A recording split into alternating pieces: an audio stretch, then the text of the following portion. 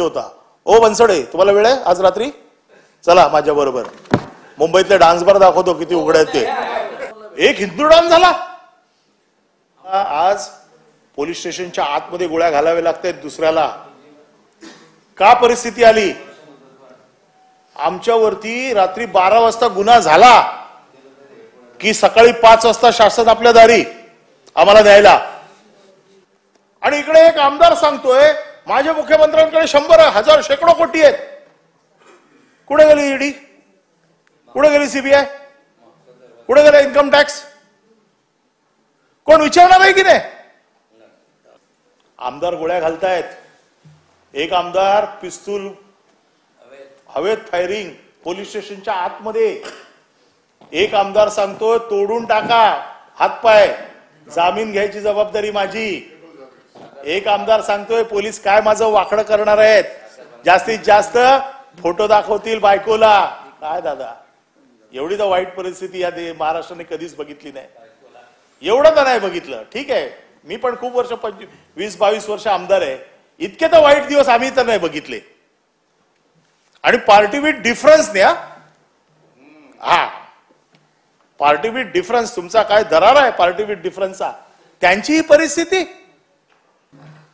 पुण्यातले तुमचे गुंड इथे येऊन रील करतात मंत्रालयामध्ये. आणि त्याच्यावरचा उपचार काय? तुम्ही त्यांची परेड बोलवली. ती परेड मी नीट बघितली तर तुमचा डीसीपी असं बाजूने चालतोय. काय कसं आहे? फोटो काढायचे नाही का उद्यापासून? अरे काय दादा, अरे गुडघ्यावरती बसवायला पाहिजे होते कमिशनरने सगळ्यांना. अख्ख्या बाजारपेठेतनं धिंड गुडघ्यावर काढायला पाहिजे होती.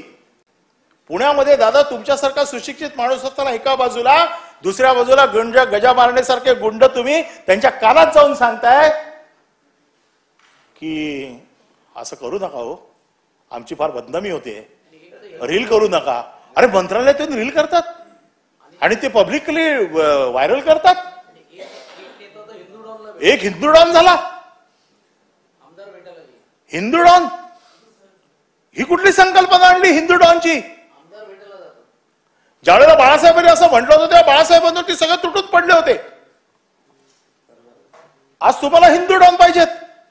हिंदू डॉन घ्या, अजून डॉन घ्या. किती लोक पॅरोलवरती तुम्ही सोडलेत याची लिस्ट आहे आमच्याकडे.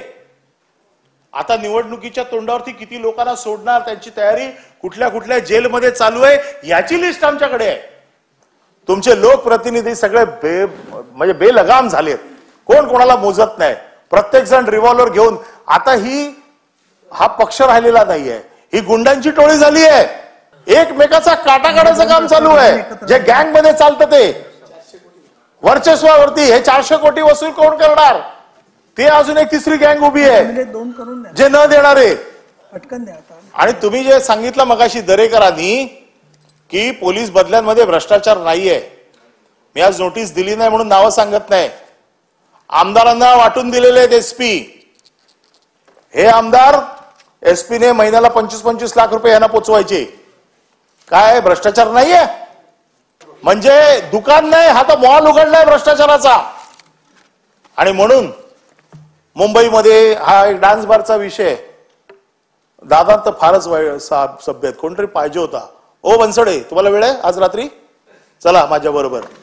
मुंबईतले डान्स बार दाखवतो किती उघडे आहेत ते. अरे चला ना, दाखवतो ना. आबांना दाखवले होते मी. आबांना दाखवले होते. अरे पोलीस स्टेशन बघा तुम्ही नाता भाऊ.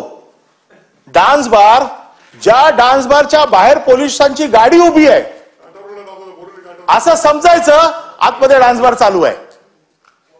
ज्याच्या बाहेर गाडी उभी आहे ना 100% डान्स चालू आहे. आणि रात्री सोडायचं काम कोण करतात? पोलीस. बायकांना पण नाही, गिऱ्हाईक सोडायचं काम पोलीस करतात. बघायचं असेल तर चला रात्री या, आजच दाखवतो. आजच फैसला करून टाकवायचा.